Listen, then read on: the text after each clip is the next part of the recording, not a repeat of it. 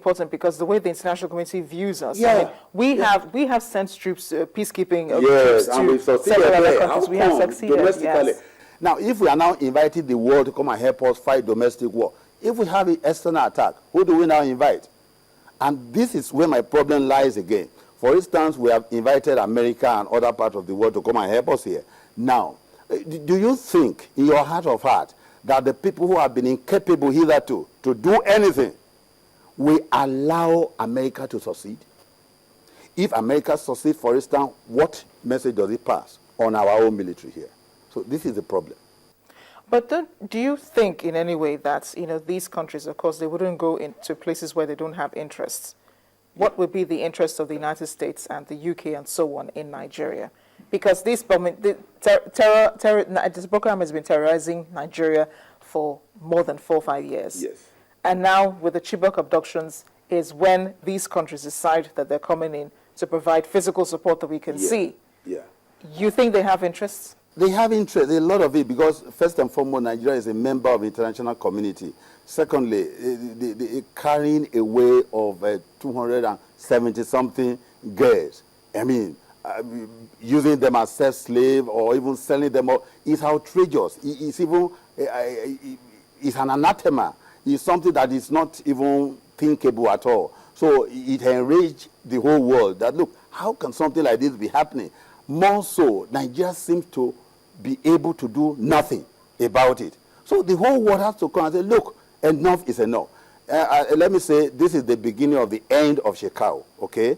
The same wherewithal, the same intelligence, the same power, and everything that America mobilized in catching Osama bin Laden, I am very sure they are going to use that to catch Shekau. But after Shekau, has Shekau not replicated himself in so many other deputies? As someone said, Boko Haram is like an ideology. It's not one person. Terrorism. Okay. If you catch Shekau, like their founder was caught, I mean, he's dead now, and yet, so what we have? We have them, all over the world. But the problem is this: the institutions that have been feeding all with lies all this while. We have to find solution to this. Remember the other time you said, well, we have rescued all of them, but only 8 are left unrescued. The same person is still. So how do we now know when even America is succeeding here? Who is to tell us what is happening on the field? This same institution. Can we rely on this institution? So we are almost at a precipice, Amarachi. Great point, Professor. But finally, terrorism is defined as a method of combat in which random or symbolic victims serve as an instrumental target of violence. Is it possible to isolate a group known as terrorists from the country it operates in? Well, it's very difficult because they do not have tribal marks. Sometimes they don't, when they are operating clandestinely, they don't even wear masks. And the society where they actually are operating, they do certain things for the populace in such a way that the populace will be ready to shield them. They provide some victuals for them, they provide shelter for them, provide other conveniences for them, to the extent that if people are even coming to say who are the members of the Boko Haram, they will not give them up. And that is the failure of government. So especially in a society where government has completely abandoned its responsibilities, and these people have, looked at the loophole, they have, latched on that loophole, and that seems to be what is happening in the Northeast, because for a very long time the people have been abandoned, no sense of governance anywhere. So the people are now, itching for anybody who will sympathize with their situation, give them money, make them feel belong and all that, and that's exactly what happened, that the Boko Haram have a fertile ground to operate there. Just the fact that the country has terrorists or is dealing with the insurgency does not mean that the country is a terrorist. Oh, not at all, not at all. In fact, but unfortunately, since Boko Haram have been declared a terrorist organization, where the domino effect is the fact that anywhere Nigerians go, they look at them as, oh, this is where those notorious people are hibernating. As a result of that, the kind of search we are subjected to is now extra. It is extra. So there is something we can do about that. The Homeland Security, for instance, when they are searching Nigeria, you wonder, sometimes you want to protest, but you just discover that it's not their fault. They have to search you. In fact, even professors, I'm telling you the truth.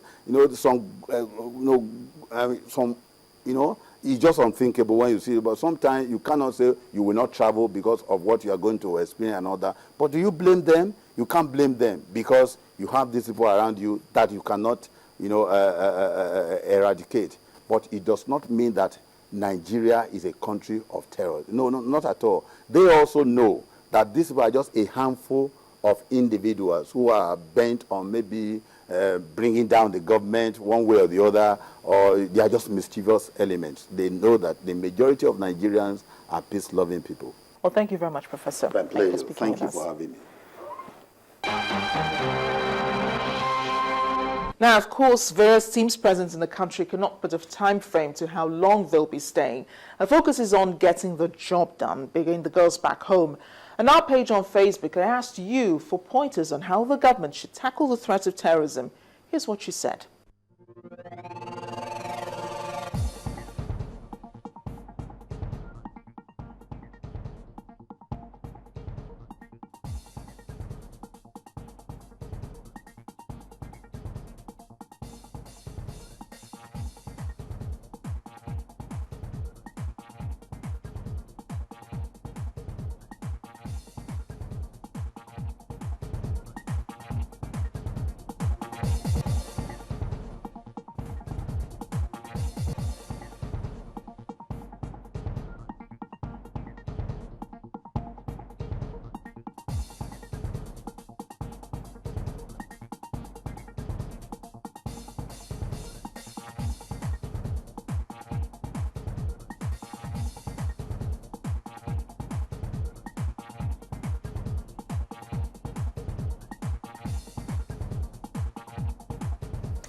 And that's the program this week. You can reach us via any of our addresses which are coming up on your screen. I welcome your questions and your comments.